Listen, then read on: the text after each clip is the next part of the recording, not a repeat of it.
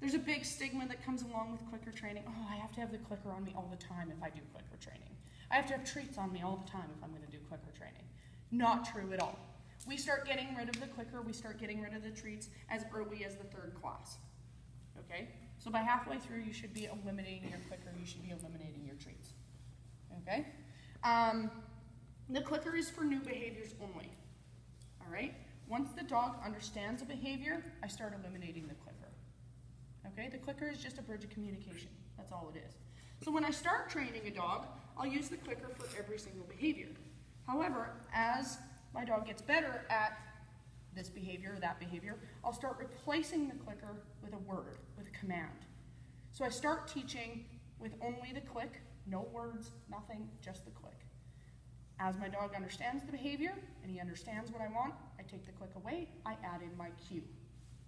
Sit, down, stay, whatever it is that I'm trying to teach. Does that make sense to everybody? Valor! Hi! So I'll start replacing it with sit, and he still gets his reward. Good boy. Sit. Very nice, good boy. Whoops. Good boy. Foos. Nicely done. Okay? So I'll start taking away the click and adding in the cue. Sit. Nicely done. He still gets the reward at the end.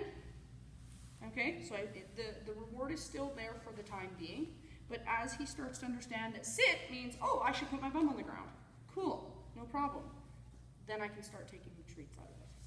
Okay, how do I start taking treats out of the equation? Very simply. As my dog understands more commands, I start requiring more things for him to do before I give out treats. Very simple. So if my dog only knows how to sit, well, then he might be getting a treat every 2 or 3 sits that he does. But as my dog's commands start to get larger, as his vocabulary starts to get larger, then I can start adding in new commands. So I might ask for, let's see, how about sit, down, stand. Good boy. So how many commands was that? 3. How many treats? 1. All right, let's try it. Ready? Sit, down, stand. Oh, good try. Stand. Good. Sit, down. I know. Good job. Pass off. Pass off. Nice. Down. Sit. Foos. Nice. Good boy. Foos. That's it. Really? That's a Malinois thing. They like to chomp there. Good boy. Sit. Sit. Broken. All right, so the next thing comes down to, so you can kind of see how that progresses. As the dog gets better at things, I can start asking him to do more, and I can start asking him for longer durations of certain things, so longer durations of healing, longer durations of sit stays, that kind of thing. I might start with only a couple of seconds and then work my way up to a couple of minutes.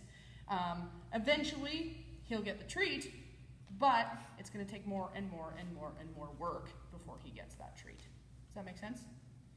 Everybody with me still? Perfect. So that's how we eventually fade out the rewards. Again, I'm going to burst some bubble here, this guy. You never actually stop giving your dog rewards. I know everybody's like, well, when can I stop rewarding my dog? When can I stop? You never actually stop rewarding your dog. They might go into a trial, they might work for 10, 15 minutes with no reward whatsoever, but you can bet that as soon as I get out of that ring, I am rewarding my dog.